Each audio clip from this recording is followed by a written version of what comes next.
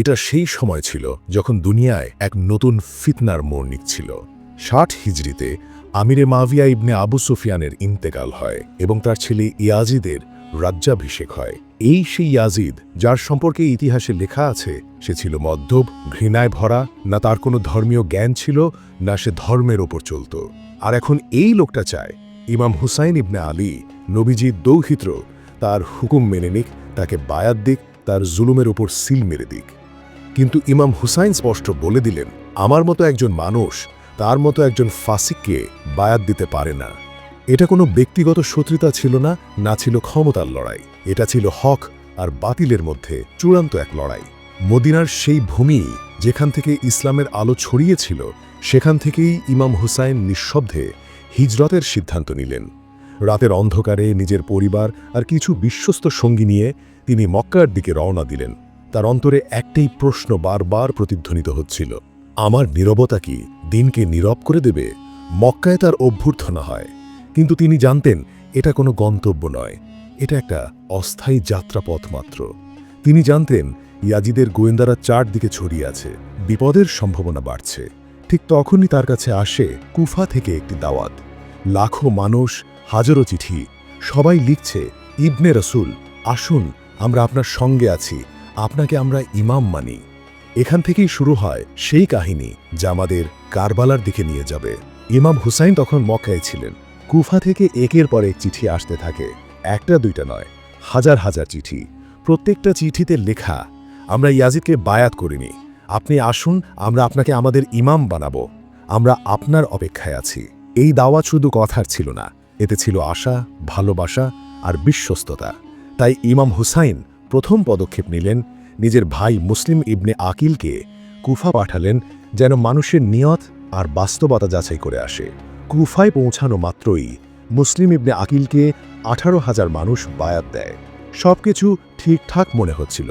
তাই তিনি ইমাম হুসাইনকে চিঠি লেখেন, আসুন, সবাই আপনার জন্য অপেক্ষা করছে, পরিস্থিতি আপনার পক্ষে।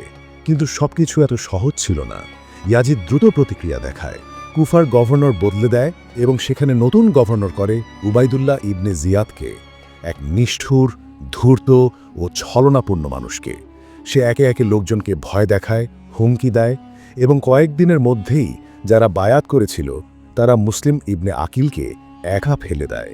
না কেউ সাহায্য করে, না কেউ আওয়াজ তুলে, শুধু খালি রাস্তাঘাট আর ভয়ের ছায়া। মুসলিম ইবনে আকিলকে গ্রেফতার করা হয় এবং কঠিন নির্যাতনের পর তাকে শহীদ করে ফেলা হয়। ইমাম হুসাইনকে এই শহীদের খবর পথেই জানানো হয়। ভাবুন তো, আপনি আপনার পরিবার, ছোট ছোট বাচ্চা আর প্রিয়জনদের নিয়ে সফরে আছেন, আর মাঝপথে জানতে পারলেন যেখানে আপনি যাচ্ছেন সেখানে আপনার সবচেয়ে কাছের মানুষটিকে শহীদ করে ফেলা হয়েছে। তবু আপনি থামলেন না, ফিরে গেলেন না। কারণ ইমাম হুসাইন বুঝে গিয়েছিলেন এটা শুধু তার সফর নয়, এটা ইসলামের ভবিষ্যতের প্রশ্ন। তার ইচ্ছা শক্তি আরও দৃঢ় হয়ে গিয়েছিল। ইমাম হুসাইন যখন কুফার দিকে রওনা হলেন, সঙ্গে ছিলেন তার আহলে বাইত, কিছু সাহাবীদের সন্তান আর কিছু বিশ্বস্ত সাহাবা। এটা কোনো বাহিনী ছিল না, এটা ছিল হকের ওপর চলা এক কাফেলা।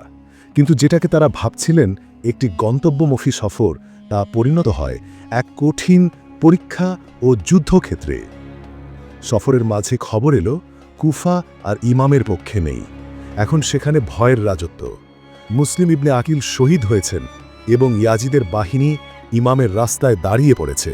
তবুও ইমাম থামলেন না, কারণ এটা রাজনীতি নয়, এটা ছিল দিন আর বিবেকের লড়াই। যখন হুসাইনের কাফেলা কারবালার ময়দানে পৌঁছায়, তখন ফোরাত নদীর পাশে তাদের জন্য অপেক্ষা করছিল এক চরম পরীক্ষা। উবাইদুল্লাহ ইবনে জিয়াদের হুকুমে ইয়াজিদি বাহিনী ইমামের কাফেলাকে ঘিরে ফেলে এবং বলে, ইয়াজিদকে বায়াত করুন, না হয় যুদ্ধের জন্য প্রস্তুত থাকুন। হুসাইন সাফ জানিয়ে দেন, আমার মতো একজন মানুষ ইয়াজিদের মতো ফাসিককে বায়াত করতে পারে না। সেই মুহূর্ত থেকেই শুরু হয়ে যায় ক্ষুধার পরীক্ষা, তৃষ্ণার সম্পর্ক আর সবরের সবচেয়ে বড় প্রমাণ। আশুরার 10 দিন আগেই ফোরাত নদীর পানি কাফেলার ওপর বন্ধ করে দেওয়া হয়। ছোট ছোট বাচ্চা, নারী, বৃদ্ধ এবং ইমামের 6 মাসের ছেলে আলী আসগার সবাই পিপাসায় ছটপট করছিল। ইমাম তার সঙ্গীদের ডেকে বলেন, এরা শুধু আমাকে চায়, চাইলে তোমরা চলে যেতে পারো, আমি কারো উপর জোর করছি না। কিন্তু সেদিন কেউ যায়নি, কেউ হুসাইনের পাশ থেকে মুখ ফিরিয়ে নেয়নি। কেউ লাঞ্ছনার জীবন বেছে নেয়নি। কারবালার ময়দান আর শুধু একটা জায়গা ছিল না, এটা ছিল এক পরীক্ষার নাম। এক পাশে ছিল জালেমের বাহিনী আর আরেক পাশে হক, সবর, ওয়াফা আর ঈমানের প্রতীক।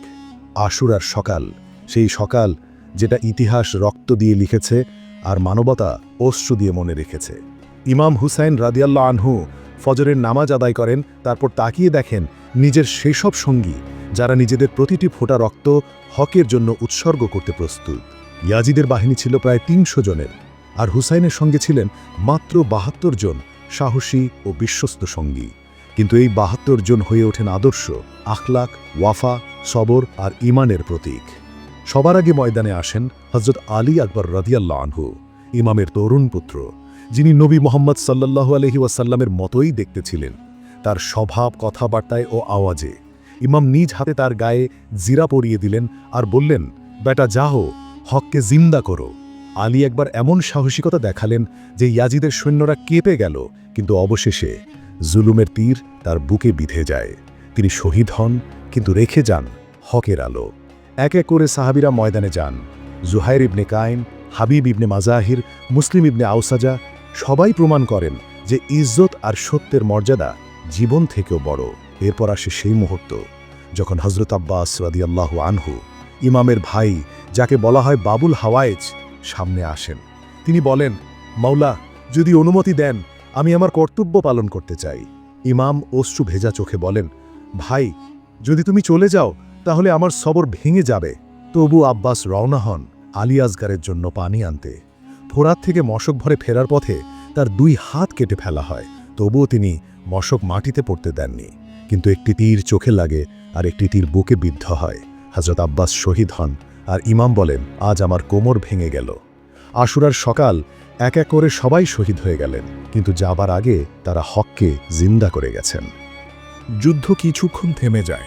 2 বাহিনীর মাঝে এক মুহূর্তের নীরবতা নেমে আসে, কিন্তু এই নীরবতার ভেতরে লুকিয়েছিল এক ভয়ঙ্কর ঝড়ের পূর্বাভাস। ইমাম হুসাইন রাদিয়াল্লাহু আনহু দেখলেন খেমায় হযরত রুবাব, তার 6 মাসের শিশু আলী আসগরকে কোলে নিয়ে কাঁদছেন। পিপাসায় তার গলা শুকিয়ে গেছে, শিশুটির ঠোঁট শুকিয়ে চেপে আসছিল। ইমাম নিজ হাতে সেই শিশু আলী আসগরকে কোলে তুলে নেন এবং ফোরাতের দিক তাকিয়ে থাকেন। কিন্তু তিনি যুদ্ধের আহ্বান করেননি। তিনি ইয়াজিদের বাহিনীকে বললেন, যদি আমার সাথে শত্রুতা থাকে থাকুক, কিন্তু এই নিষ্পাপ শিশুর কী দোষ? অন্তত 1 ফোঁটা পানি তো দাও। কিন্তু যখন জুলুম অন্ধ হয়ে যায় তখন নিষ্পাপতাও তাকে গলাতে পারে না। ওমর ইবনে সাদ ইশারা করল তার বাহিনীর তীরন্দাজদের। তারা ছুঁড়ে দিল একটি 3 শাখার বিষাক্ত তীর। সেই তীর না গেল ইমামের দিকে, না কোনো সৈনিকের দিকে। সেটা আকাশের দিকে তাকানো অবস্থায় আলী আসগারের গলার মাঝ বরাবর গিয়ে বিঁধল। মাসুম কাঁদল না, চিৎকার করল না, শুধু ঠোঁটা কিছু একটা বলার মতো নড়ছিল। মনে হচ্ছিল সে বলছে, বাবা, আমরা জিতে গেছি। ইমাম শিশুটিকে বুকে জড়িয়ে ধরেন, তারপর মাটিতে বসে নিজ হাতে একটি ছোট কবর খুঁড়ে শিশুটিকে কবর দেন, কারণ খেমার ভেতরে মা যেন তার সন্তানের রক্তমাখা দেহ না দেখেন। ইমাম তখন আকাশের দিকে তাকিয়ে বললেন, হে আল্লাহ, তুই তো দেখছিস তোর জন্যে আমি আমার সব কিছু কুরবানি করে দিচ্ছি। এই দৃশ্যের পর আকাশও বিষণ্ণ হয়ে গেল। রেবায়েতে আছে, সূর্য নিস্তেজ হয়ে পড়ে, আকাশের রং বদলে যায়।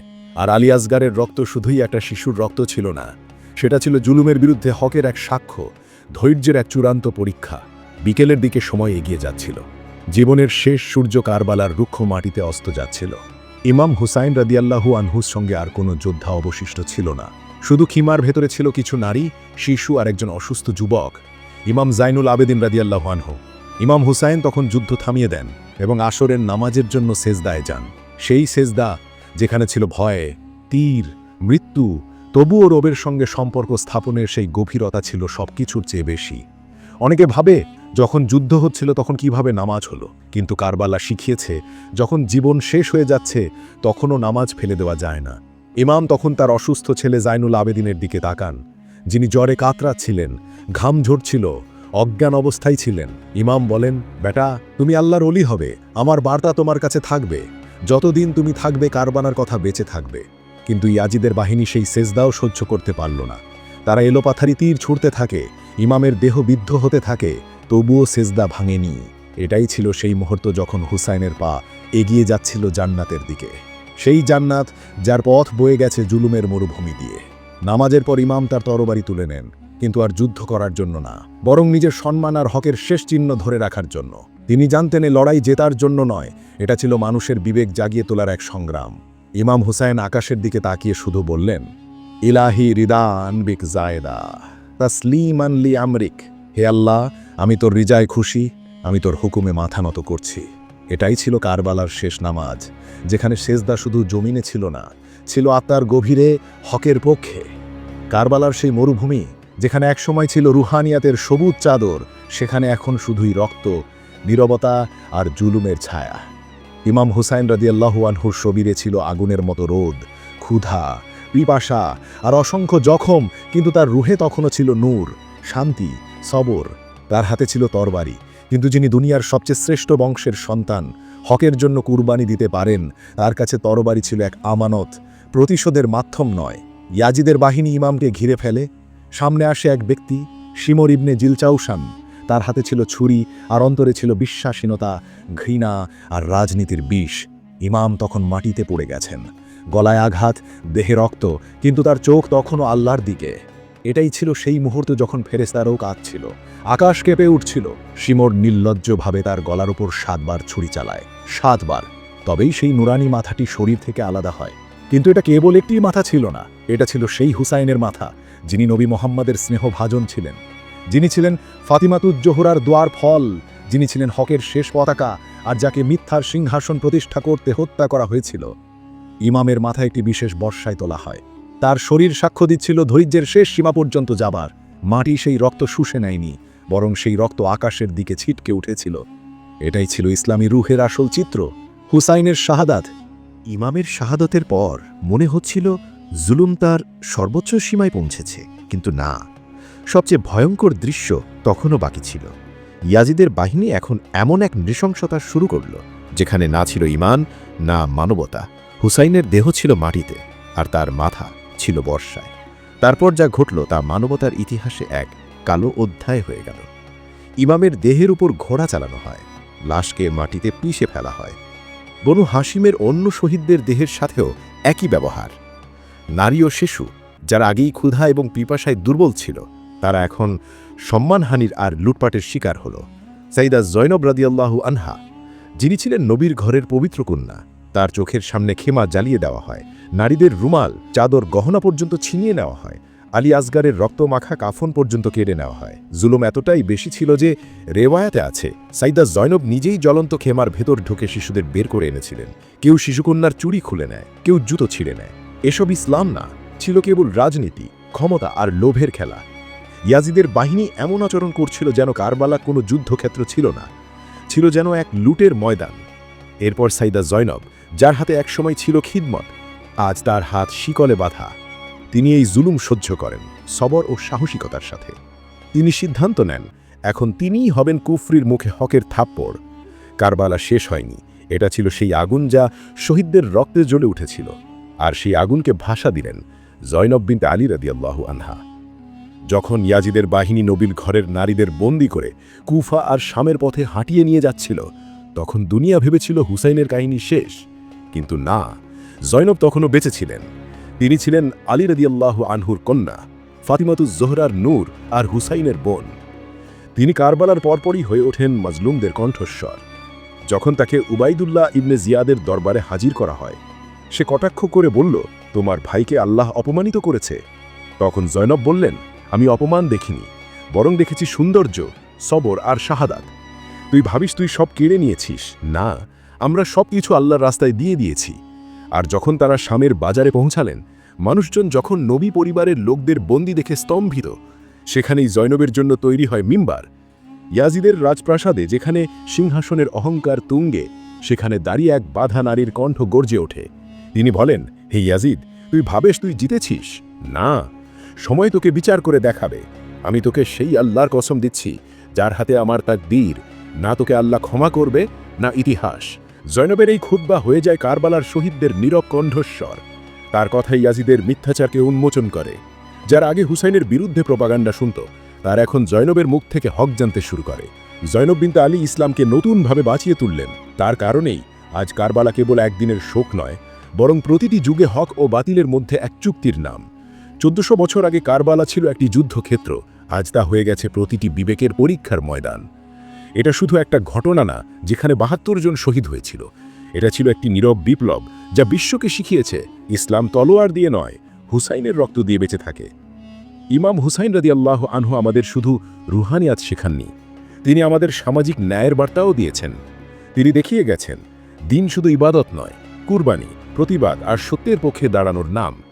তিনি শিখিয়েছেন যখন হককে মিথ্যায় রূপান্তরিত করার চেষ্টা হয় তখন চুপ থাকাই নিজে গুনাহ হয়ে যায়। যদি তিনি চাইতেন তাহলে ইয়াজিদের সঙ্গে মীমাংসা করে ফেলতেন, ক্ষমতা পেতেন, সম্পদ পেতেন। কিন্তু তিনি বলেছিলেন যদি একজন ফাসিককে খলিফা হিসেবে মেনে নেওয়া হয় তাহলে ইসলামের নাম নিশান থাকবে না। কারবালা আমাদের শিক্ষা দেয় হকের জন্য একা উঠে দাঁড়ানোই যথেষ্ট। কুরবানি মানে শুধু প্রাণ না, বরং নিজের অহংকার, সম্পদ আর শান্তির কুরবানি। তাই যখনই কোনো জুলুম দেখো বা কোনো হকদারকে নিপীড়নের শিকার হতে দেখো, শুধু হুসাইনের নাম নিও না, তার পথকে অনুসরণ করো। কারবালা প্রতিটি যুগে জীবিত, আর হুসাইন রাদিয়াল্লাহু আনহু শুধু একটি নাম না, একটি চিন্তা, একটি মিশন, একটি জীবন্ত শিক্ষা।